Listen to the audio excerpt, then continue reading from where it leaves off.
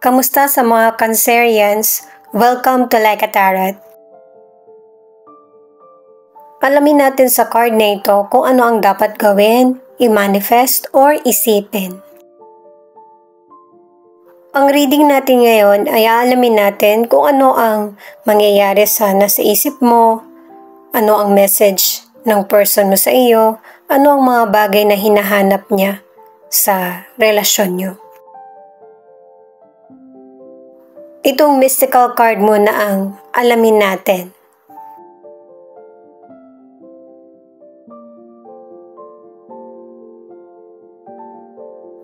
Itong card mo na ito ang nagsasabi na magtiwala ka sa talas ng pakiramdam mo. Kasi yung kutob mo ang magbibigay sa'yo ng clarity, katotohanan, at saka tamang direksyon sa buhay mo. At saka mukhang malakas din yung pakiramdam mo or kutob na may nangyayaring hindi maganda or may paparating na magpapa-excite sa iyo. Nagagamit mo yung kutob mo na para maging pabor sa iyo yung sitwasyon. Kumbaga, maaga kang pinapaalalahanan ng spirit guide mo na para yung problem na darating ay hindi maging malaking problema. Para sa mga bagong viewers, ang reading na ito ay timeless reading, general reading at guide po lamang kaya hindi po magre-resonate sa lahat. Kunin mo lang yung akma sa sitwasyon mo at kung kailan mo ito napanood, yun ang start ng 1 week reading para sa iyo. Ikaw na bahala magpalit kung si person mo ito o ikaw.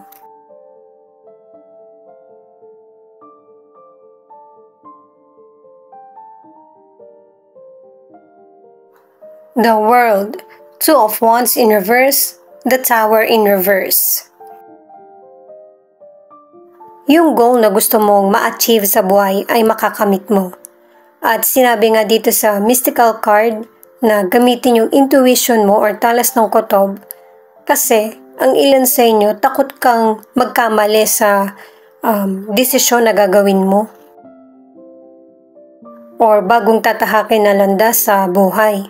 Pero itong mga cards na ito ang nagsasabi na kung ano man yung mahirap na pinagdaraanan mo sa buhay ay masusolusyonan mo. Merong ending.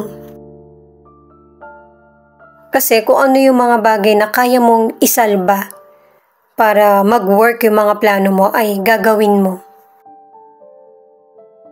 At saka kung ano man yung problema mo sa kalusugan, false alarm pala. Sabihin mo man sa sarili mo na hindi mo kaya or imposible, magpapatuloy ka pa rin. Sa career o negosyo, meron kang plano na mag-level up yung buhay mo. Kaya lang ang ilan sa inyo, hindi mo maiwan yung kasalukuyan mong trabaho. Isinasacrifice mo yung totoo mong pangarap na kahit yung kasalukuyan mong trabaho or negosyo ay hindi nagpapasatisfy sa pangangailangan mo. At ang advice ng cards, kasi may pagbabagong nangyayari sa buhay mo ito na nga nangyayari na. Kapag kausok pa lang, out ka na. Sign na kasi yun. At kung hindi mangyari sa iyo ngayon ang changes, mangyayari ito sa ibang panahon. Kahit na magkasunod-sunod man yung problems mo, ito pa rin yung solution. Kasi ang ilan sa inyo, may balak na mag-abroad ang kapalaran mo sa ibang bansa. At saka base sa cards, isa ito sa pangarap mo. Sa mga nasa relationship, nagkaroon ka ng pamilya, may mga anak kayo ng person mo, kayo yung nagkatuluyan pero isa sa inyo nung person mo yung maraming pangarap na sa relasyon nyo, maipasyal yung mga bata or magkaroon kayo ng pagde-date ng person mo na kahit na couple na kayo. Kaya lang hindi ito nangyayari sa relasyon nyo. nag-i-stay kayo sa relationship kahit ganito yung sitwasyon. Mas pinapairal yung maturity at saka hindi pinapairal yung pagiging makasarili. Inuuna yung damdamin ng nasa paligid. Nararamdaman ng person mo yung changes sa relationship nyo. At ang gusto niya ay maging pasensyoso ka or pasensyosa. At kung mapapansin mo, tahimik siya kasi may mga sitwasyon na ayaw niyang pag-usapan nyo. Pero sa totoo lang, namimiss ka ng person mo at saka mahal ka niya. Soon, maibabalik din niya yung dating siya. Naka-2 cards na yung person mo na namimiss ka niya. At saka kahit hindi mo to inaakala, pero lagi kang nasa isip ng person mo. Nag-iisip din siya kung iniisip mo rin kaya siya. At saka ang ilan sa inyo, ang communication nyo ng person mo ay online. Messages, o kaya video call. At saka inaayos din ng person mo kung ano yung problema sa sarili. At saka ayaw niyang bumitaw ka sa relationship niyo kasi ikaw yung lahat sa buhay niya, ikaw yung mundo niya. Sobrang mahal ka ng person mo at saka naka-2 cards ka na sa world. Maybe ang ilan sa inyo, ang relasyon ay LDR. At para sa mga single, ang advice ng mga cards ay ayusin mo muna yung mga personal problems mo. Kasi ang ilan sa inyo, painful yung naging breakup sa nakaraan. At saka, piliin mo kung ano yung magpapakumpleto sa buhay mo or magpapakontento. Kung magiging single ka na lang or maikipagrelasyon. 9 of Pentacles, Queen of Cups, at Knight of Pentacles. Sa mga cards na ito ay pinapakita na maganda yung nagiging buhay mo. Natutugunan yung mga pangailangan mo lalo na sa financial. At saka marami ka ring nakakasundo na iba't ibang tao o kaya lahi dahil na rin sa magandang pakikitungo mo. At saka sa mga naunang cards, ang ilan sa inyo may takot ka sa mga decisions mo. Ito na yung tamang panahon na para yung mga plano mo ay kailangan mo ng aksyonan. Kailangan ng paghahanda sa mga pinaplano mo para magiging maganda yung outcome. Kasi naka-2 cards ka na kailangan mas maagap ka. At saka habang maganda yung takbo ng karir mo, negosyo, or pasok ng financial, tuloy-tuloy ka lang. At magpasalamat na ito yung dumarating sa iyo. Yung blessings kasi sa iyo ay mas yumayabong. Yung investment, negosyo, maganda yung nagiging kita. Kahit na ito yung nangyayari, sisikapin mo pa rin na magkaroon ng long-term goal sa financial. Pag-ingatan mo yung financial mo at saka i-secure mo na yung kung para saan yung kita mo. At saka kung naghahanap ka ng trabaho, mahanap mo na ito at ito yung magiging kasagutan sa mga problema mo sa financial. Di ba sinabi na ng mystical card na sumunod ka sa kutob mo? Sa ilang single, nag-enjoy ka sa pagiging single mo pero hindi sarado yung puso mo para sa mga bagong person na nagpapakita ng interes sa iyo. At saka ang hinahanap mo na relasyon or person ay yung committed or ready na para sa pangmatagalan or seryosong relasyon. At matatagpuan mo itong person na ito na kapareho kayo ng mindset or goal sa buhay. General reading ito kaya kunin nyo lang yung akma sa sitwasyon nyo at saka ikaw na magpalit kung si person mo ito o ikaw. Ayan no, sinasabi niya ulit, mahal ka niya.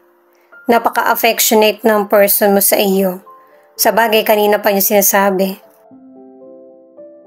Pinoprotektahan ka niya at saka yung relasyon na meron kayo or yung pinagsamahan niyo. Ikaw lang yung gusto niyang mahalin. May mga personal issue itong person mo na kailangan niyang i-let go. Yung takot or pagdududa. At ang tingin ng person mo sa relationship nyo ay perfect, na malalagpasan nyo anuman yung problems. Pang 5 card na ito guys, na may mga bagay na hindi kayang sabihin yung person mo sa iyo kasi natatakot siya sa magiging reaksyon mo. Baka ma-misinterpret yung sasabihin niya na hindi naman talaga yun yung intensyon.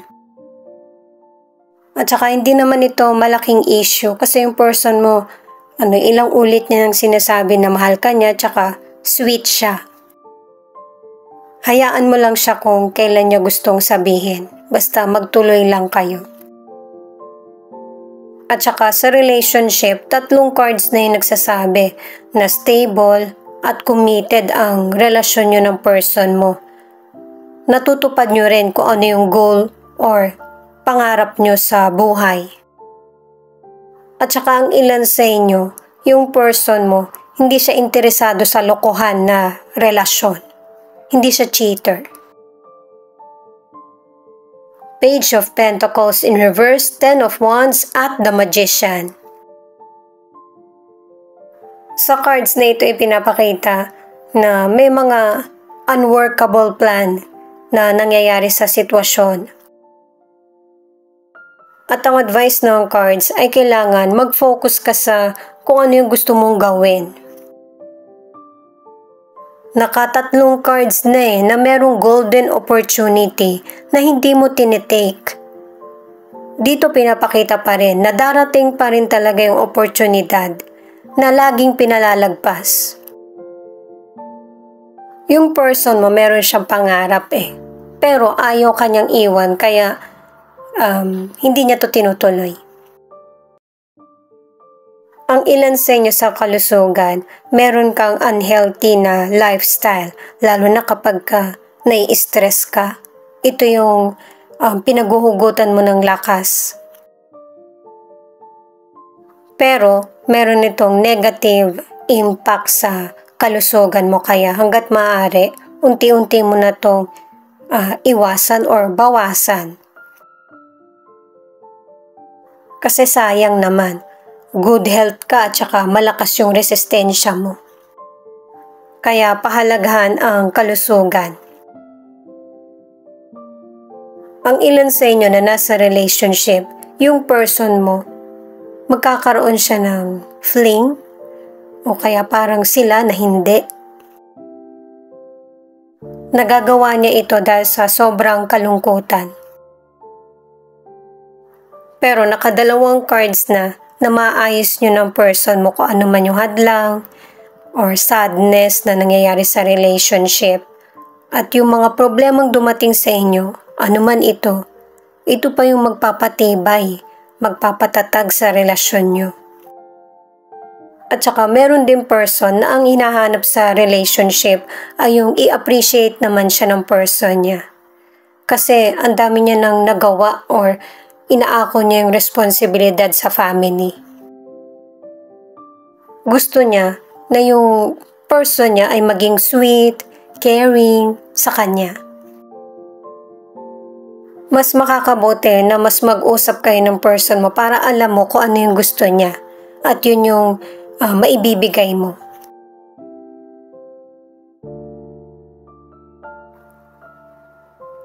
Itong message ng person mo, mas lalo siyang nai-inspire. Kapag nagkakausap kayo or binibiro mo siya, mas lalong lumalakas din yung loob niya, lalo na't LDR ang connection or relationship ng ilan sa inyo. At saka itong person mo, marami siyang naiisip na surprises, kung bigla na lang ba siya uuwi, or reregaluhan ka niya ng mga paborito mo or gusto mo. Pangatlong card na ito, na namimiss ka na ng person mo. Gusto ka na niyang yakapin, yung magkasama kayo, nagde-date, yung harapan kayo nag-uusap. At saka di ba nga nagkaroon ng fling ang ilan sa inyo yung person mo, ayaw niya na ma-disappoint ka or malaman mo ito. Kasi kahit ipaliwanag niya, tingin niya hindi mo maintindihan, yun yung kinakatakot niya. At saka nag-iisip yung person mo kung ano yung tamang timing na para sabihin niya sa iyo yung nangyayari sa kanya.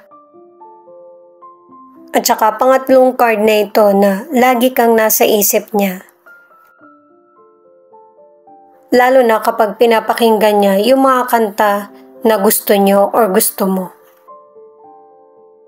Mas lalo ka pang naging importante sa kanya kasi hindi niya makita yung tulad mo sa iba. Itong The High Priestess, hindi naman siya kusang bumaliktad kaya in-upright ko. May mga nalalaman ka na sa person mo. Pero, ina-apply mo sa sarili mo yung patience. Kasi gusto mo na sa kanya mo mismo maririnig or ikaw mismo yung makakakita kesa sa ibang tao kasi malaki yung tiwala mo sa person mo. At mas malaking tulong itong ginagawa mo na patience para maayos nyo ng person mo ano man yung dumating na problem. Sa mga single, meron ka mga person na makarelasyon, hindi ka pa seryoso kasi nag-e-enjoy ka sa pagiging single mo. Pero, merong person na magseseryoso sa iyo. Maganda yung intensyon niya at saka itatrato ka niya ng tama. Ito naman yung charms na posibleng hanggang dito makaresonate ka or sa mga tarot cards lang. At saka ito yung ilan sa zodiac na nangunguna sa reading na ito.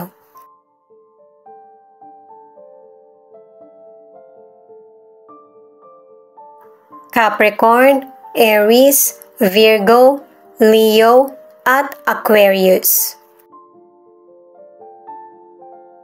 Ito naman yung letters na posibleng andito yung letra ng pangalan ng person mo. Ikaw na lang bahalang tumukoy.